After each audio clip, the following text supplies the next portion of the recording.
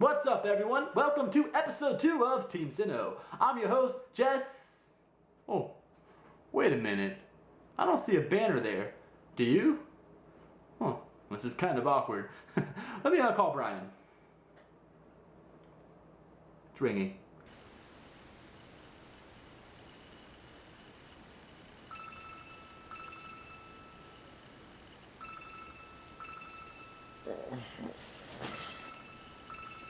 Oh, what happened yesterday?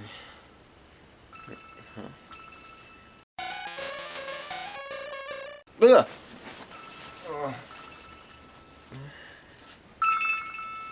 Jesse?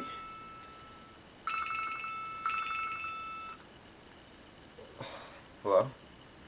Hey, dude. Kind of got a little bit of a situation. You see, there's no banner, and it's kind of Sunday, and we're kind of in the middle of an episode. I'll do it tomorrow. Yeah, but dude, you can't get to it tomorrow because we're in the middle of an episode right now. Oh, Yeah, dude, you sound a little bit sluggish. Did you have one too many moo moo milks last night? no? I think you did. Okay, fine. I'll go.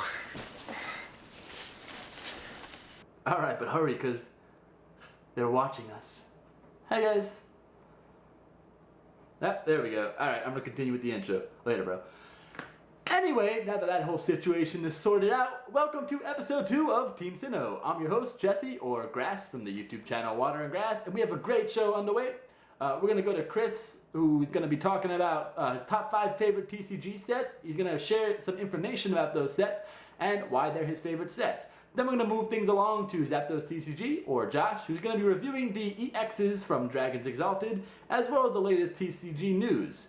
Then we're going to pass things along to 801 Infernape, or Bryce, who is going to be talking about the contest that we're hosting right now, the introduction contest. He's going to elaborate a little bit more on the rules because there seems to be some confusion about what exactly we meant by introduction contest. So he's going to elaborate more on the rules, and hopefully that'll clear things up for you guys so we can make everything fair. He's also going to be talking about the latest gaming news. Then we're going to move things to HSF 144, or Brian, and he's going to review Dragons Exalted pre-releases, as well as share the PokeTubing Spotlight, which is a new feature that we're going to be putting on this channel in every episode from now on. Then in the end, we're going to go back to my sexy face, and I'm going to close out this video. But before we get into any of that, let's start things off with the bang. So Slayer of MCA, Chris, what do you got for me this week, buddy? Thanks, Jesse, for your quickie intro thing. Without further ado, let us begin. So hey guys, you're watching the video of TeamSinnoh. I am the Slayer of MCA, and today I will lead this segment called the top 5 favorite Pokemon card sets of the Slayer of MCA. So without further ado, let us begin. So in at number 5 is the base set. So of course, this set always deserves a very, very special spot in my heart because it is one of the old school sets, the first set ever released. A little bit of a quick history or quick information is that it was released in January the 9th of 1999, and it composed of 102 cards. So the main point, or the main selling point of this set is, of course, not only is it one of the first ever sets released, but it has the shadowless, and the non-shadowless, and the first edition sets of the cards. So 3 different types of cards in the set, if you know what I mean. And one of the most sought after card back in the day is of course Charizard of the base set, as well as Venusaur and Blastoise, but to a lesser extent. This set is one of my top 5 and is number 5 because it just holds a very, very special spot in my heart. And I just remember all the good times when I started out collecting cards and whatnot. You know, it's just really, really awesome. And you know, like base set is a bit nostalgic nowadays. And one of them boxes now, a base set booster box, is gonna be, you know, setting you back about $400 to $500, just an unlimited series. So yeah, I thought that's why I thought it deserves a spot in my top 5. Alright, so in at number 4 is the Skyridge set. Now this set was the last set ever to be released by the Wizards of the Coast once their contract had ended in 2003. Now this was the last set, of course, released in May of 2003, and it composed of 182 cards. And so this series, why I like it a lot is because of their crystal cards. Specifically Crystal Charizard and Crystal Ho-Oh. In case you guys don't know what crystal cards are, they are one of the old school, you know, before Gold Star cards were ever made, or Shining cards. There were the cards that, okay, actually Shining cards were made before, but these crystal cards were the equivalent of, you know, level X's nowadays or EX cards nowadays, and they were, you know, a very very special sort of ideas, you know, to make those cards, and so that's why I thought it's really really awesome, especially those two cards that I mentioned before. So in at number 3 is the Legendary Collection card set. It was released in May 2002, and it was also one of the most special or different forms of cards that the Wizards of the Coast ever released. Now this is in at number 3 for me because of the fact that its borders of its hollow foils or reverse hollow foils are indeed quite different. They're known to be called diamond borders, or more of a like hollow foil sort of borders. It's really hard to explain, but if you guys are ever interested, you know, I have made countless openings of different card sets of my top 5 favorites, so there will be a link somewhere about my me opening my Skyridge booster box, and as well as my Legendary Collection booster box. But yeah, this holds a very very special spot to me, Legendary Collection, because of the reverse hollow foil Charizard that is highly sought after nowadays, and it is close to near impossible to get one of those boxes of Legendary Collection. I think I saw one on eBay the other time that cost about $300 to $400 as well. So yeah, that's why it is one of my favorite card sets of all time. Alright, so in at number 2 is the EX Delta Species card set, and it was released on October of 2005, and it composed of 101 cards. Now the reason that I like this set the most is because of its epic ass Delta Species type of Pokemon cards, where Pikachu can be Steel type, and a Gloom can be Fire type, or Charmander can be Electric type, and whatever, you know, it's just a nice, you know, fresher sort of feeling towards the old school card sets that we've been seeing, whereas Pikachu has always have to be Electric or Thunder type, and it just adds a lot more game, a lot more interest to the game itself. Now I made a opening of me opening the EX Delta Species booster box a while back, so you guys can feel free to check that card out, check that opening out in my channel. And the reason that this is one of my favorite is because I pulled out my first ever Gold Star, and that is Kyogre Star. So there you guys have it, my second set. That's why it holds a special spot in my heart. Alright, now as for my number 1 favorite sort of card set, I know it might sound very really different, and that is the legendary Legends Awakened card set. I call it legendary because to me it is very very special, because it was a card set in which I put up my first ever level X, which was Azelf level X. Now I never was able to have this on video, and because this is one of my only favorite 4th set generation Pokemon card set, but that is because this was what started my PokeTubing journey, you know. You know, when I first got back into Pokemon, one of the first sets that I ever bought was Legends Awakened, and it was in a Lucario level X tin, and I pulled that out and I thought, wow, wouldn't it be mean if I could put this on video and let everybody see what I'm pulling out. And that's sort of how I started out, you know, making this community. So that's why it always holds a very very special spot in my heart. And yeah guys, so that is my top 5. Hope you guys enjoy it. Another interesting fact about Legends Awakened is that it is the 4th largest card set ever to be released by the Pokemon card game company, and it composed of 146 cards, so it's quite a few cards for any collector to try and complete. So there you guys have it, my top 5 favorite. Hope you guys enjoy this. It'll be really interesting for you to comment down below and let me know what is your favorite card set as well. I love you guys 6 people, and I'll leave things out for Josh. Thanks, and now it's my turn. I'm Zapdos TCG, for those of you that don't know already, and I'll be giving you some trading card game news this episode. So, yeah, the new set Dragon XL, which will be available in stores on August 15, it's finally, yeah, we have all the scans available on PokeBeach and other sites like that, so we can check out the entire set. Also, the pre-release card, Altaria, is really playable, so if you haven't went to a pre-release yet, and there's one this weekend, definitely go to it, because, yeah, you'll be able to get that really playable card, because Altaria has the ability to increase all the dragon's attacks by 20. So if you have dragon, if you want to build a dragon deck, just put in some Altarias to increase the damage output by 20. So and it can stack up. So if you have 2 Altarias in play, you deal 40 more damage. If you have 3 of them in play, you deal 60 more damage. So yeah, on and on. But you can only have 4 Altarias in your entire deck. So just remember that. Every card has a limit of putting 4 of them in a deck, so I'll be talking about that maybe later on in an episode or something on my channel if you are interested in trading card games. So yeah, the pre-release card is playable, so get yourself one of those if you can. And then the new set Dragon XL has some interesting EXs like Ho-Oh EX, Mew EX, Terrakion EX, Registeel EX, Rayquaza EX, and Giratina EX. So some powerful legendaries are back to kick some ass. And yeah, the ones that I find the most interesting ones are Registeel EX, because it can spread damage, 30 damage to 3 of your opponent's Pokemon for 3 colorless energies. You can just splash them into any deck and just, yeah, have that late game or at the start dealing 30 damage to a certain Pokemon to knock them out later on in one blow with another attack. So Registeel, really playable. Then we have Rayquaza EX, a little bit overhyped when the set finally released in Japan. When it was released in Japan, Rayquaza EX gained popularity, but it didn't actually did that well in Japan, to be honest.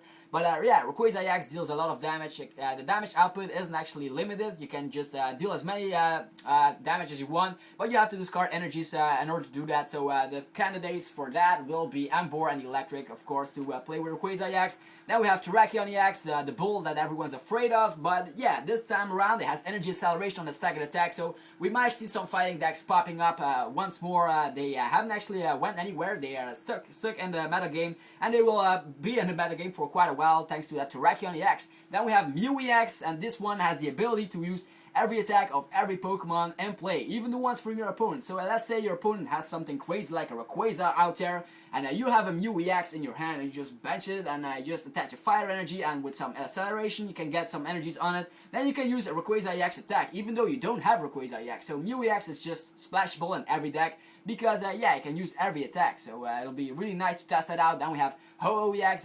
This one can jump out of the discard pile and just gain energies that way. But the damage output isn't that amazing. It only deals, let's say, 20 damage plus 20 more for each different type of basic energy attached to Ho-Oh.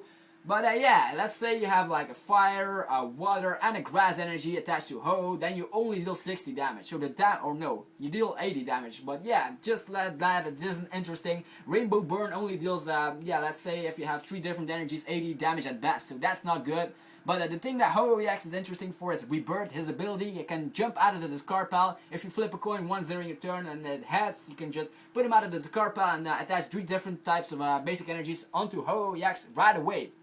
But yeah, it sounds interesting, but that will definitely not work. Definitely a coin flip on an ability is always risky, so I wouldn't count Ho-Oh EX just yet, unless we have something like that can reflip for abilities as well, but that's not the case.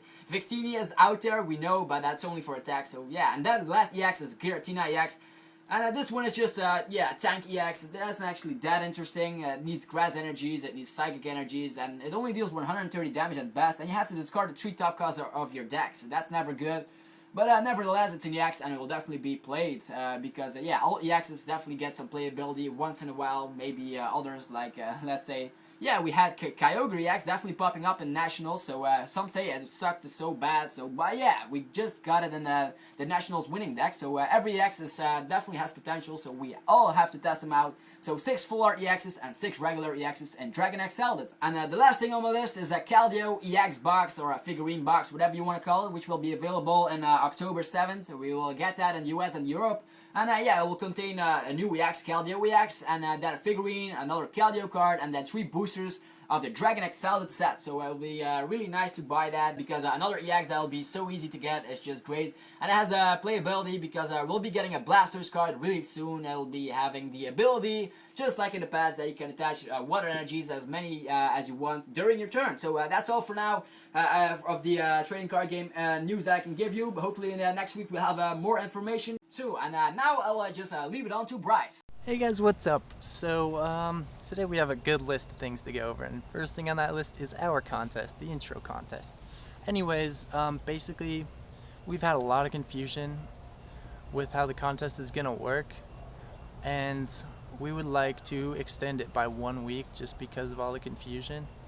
We need an intro for our videos that's entertaining and is about 10 to 15 seconds long. We have a good example here from Miss Verdenhoff Hohen. I'm sorry if I stuttered a little bit, but it's very it's to the criteria we're looking for. Anyways, all entries that have been submitted still count, so don't worry about that. You guys were wondering what the winner, what will he win, you know what I'm saying, or he or she. But so they will get an illustrious title as one of our permanent gym leaders, and after that you get a gym leader icon and one of our special custom avatars. Like, if you've seen our avatars, there'll be one in this corner. But anyways, you get the illustrious title of our gym leader, and you get access to our top secret tier 1 information. Doesn't that sound grand? Gym leader. But anyways, so that's exactly how it's gonna work. So please submit them as a video response to any of our videos, and we will be sure to check them out. So next on our list, on November 8th, the new Pokedex, the new 3D Pokedex is coming out. So it's an updated version, and it'll be really nice. They have like the updates on all the changes and the form changes and all the information, especially Keldeo, and I guess they're gonna have information on Genesect. But it's $15 in the App Store, whatever it is. So I mean, I'm not gonna buy it, but if you guys are into that, it's cool. Anyways, so there's not much going on in gaming news right now, so we're gonna go over some older stuff back in Red and Blue era, the very first games, English games at least. So you know how it works. You play the game, you walk up, you wake up out of your room, you walk downstairs, you talk to your mom, of course, and then usually you just go straight for the grass. And of course, Professor Oak just stops you. Whoa! Watch out! There's dangerous Pokemon in that tall grass. And of course, you get your first Pokemon, which are Bulbasaur, Charmander, and Squirtle. And if you guys want, leave a comment of your favorite starter of the original 3. The ones that everyone should have started with. But after that, you meet your rival. His name is actually Blue, and your character's name was supposed to be Red, but you can pick it anyways. Ash and Gary from the anime are kind of based off Red and Blue, but they aren't like the same. Personally, I think he should have been able to be Blue, because I think he looks cool. But if not, it's cool. Anyways, if you guys, maybe I'll do a walkthrough every once in a while, like a just short thing, or like clips on how to get certain Pokemon in the games. But for now, I'm gonna say see you later, see you next week, and I'm gonna pass it on to Brian. Thanks, Bryce, and now I'll be talking to you about PokeTuber Spotlight, which is a segment in this part that will feature a PokeTuber that I see that has something unique about him or her. In this spotlight, I'll feature PokeScam Alert, which is a channel created by Trollizard that was designed to be a database of all these scammers and untrusted traders that people have dealt with. I think this is a good idea because it gives PokeTubers new and old this database that shows who's scamming, who's untrusted, and it allows them to stay away from them. Trollizard does a good job on the site, and I think that, you know, I actually had this idea in the past, but I never really made a channel to come up with it. So I'm really glad that someone like him has created this. So definitely check out PokeScam Alert, and check out who you're trying to trade with, because you never know if that person's untrusted. And but once you deal with somebody like that, though, please let him know so that he can warn the others and keep this community, up and running, and a better, safer place. Speaking of Trollizard, I'll be now featuring his Charizard collection as this YouTube video that I wanted you guys to send to me.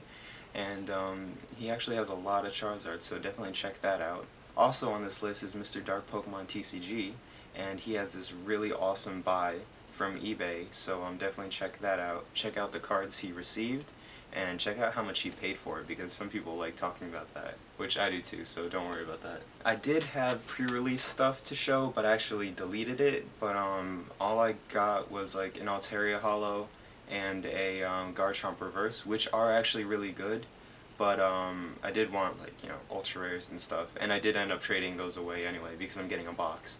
So I don't know, that's what happens during pre-releases. There are 6 packs, you get 2 more in the end, and you make a 40 card deck out of them.